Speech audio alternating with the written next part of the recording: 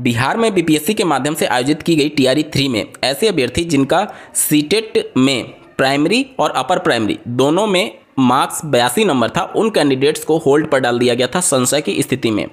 क्योंकि जो अध्यापक सेवा नियमावली है बिहार की, उसमें यह मेंशन किया गया है कि रिजर्व कैटेगरी को 5% का छूट दिया जाएगा। 5% का छूट, जैसे अनरिजर्व कैटेगरी के लिए 60% होता है, तो वहाँ पर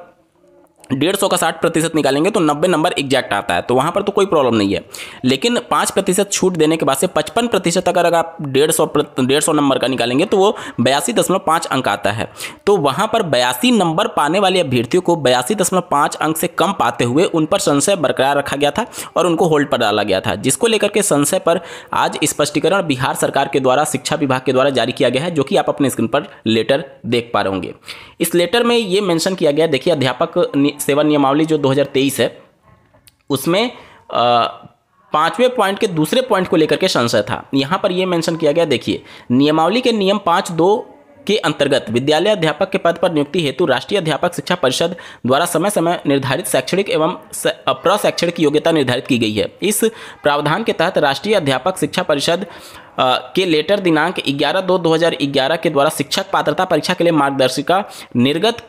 की गई है, जिसमें कंडिका 9 में प्रावधानित है कि टेट परीक्षा में 60% अंक प्राप्त करने वाले अभ्यर्थी को शिक्षक पद पर नियुक्त हेतु उत्तीर्ण माना जाएगा। कंडिका 9A में यह भी प्रावधानित किया गया है कि राज्य सरकार चाहे तो प्रचलित आरक्षण नीति के अनुसार SC, ST, OBC को विभिन्न कोटे के निःशक्त कोटि के अभ्यर्थी न्यूनतम अर्हता में छूट दे सकती है। इस प्रावधान के आलोक में बिहार राज्य सरकार ने क्या किया कि अपने पत्रांक जो कि 17/6/2023 को जारी किया गया, उसमें पिछड़ा वर्ग, अत्यंत पिछड़ा वर्ग और सामान्य कोटि के महिला उम्मीदवारों के लिए 55% अंक निर्धारित किया और अनुसूचित जाति, अनुसूचित जनजाति, निःशक्त कोटे के अभ्यर्थियों के लिए 50% अंक निर्धारित किया गया। तो 150 का 50% निकालेंगे तब तो 75 एग्जैक्ट नंबर आता है, 60% निकालेंगे तो 90 एग्जैक्ट नंबर आता है, लेकिन 55% वाले को लेकर के शंका थी, क्योंकि वहां पर 82.5 नंबर आता है। अब यहां पर इन्होंने ये कहा है, देखिए, अंकनीय है कि माननीय इलाहाबाद हाई कोर्ट के द्वारा case number this and this में सीटेट परीक्षा में अधिकतम अंक 150 का 55%, 82.5 अंक को निकटतम 82 अंक प्राप्त करने वाले आरक्षित श्रेणी के विभिन्न कोटि के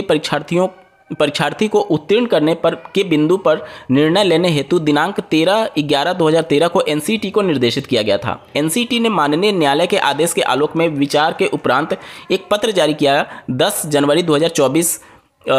के द्वारा आरक्षित श्रेणी के विभिन्न कोटि के परीक्षार्थियों को 5% छूट के आलोक पर 150 अंक के विरुद्ध 82 अंक प्राप्त करने वाले को उत्तीर्ण माना गया है। यानी एनसीटी ने 82 अंक को एलिजिबल माना है। अब उसके आलोक में आप देख सकते हैं, उक्त नियमावली के नियम 5(2) अंतर्गत विद्यालय अध्यापक के पद पर नियुक्ति हेतु राष्ट्रीय अध्यापक शिक्षा परिषद द्वारा समय समय पर निर्धारित शैक्षणिक एवं प्रशैक्षणिक योग्यता तदनुसार राष्ट्रीय अध्यापक शिक्षा परिषद अपने पत्रांक दिस एंड दिस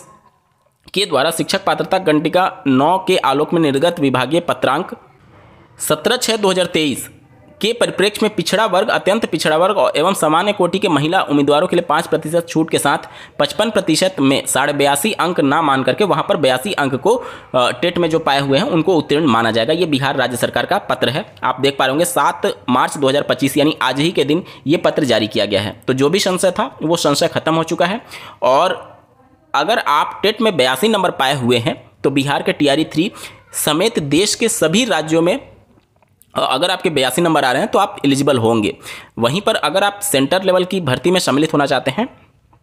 तो सेंटर की अगर वैकेंसी है और अगर आप कास्ट के आधार पर अप्लाई कर रहे हैं तो कास्ट के आधार पर आप 82 नंबर पर अप्लाई कर सकते हैं। लेकिन अगर आपका कास्ट सेंटर में अनरिजर्व कैटेगरी में आता है, जैसे जाट कैटेगरी की मैं बात करूं तो यूपी में वो ओबीसी में आता है, लेकिन अनरिजर्व कैटेगरी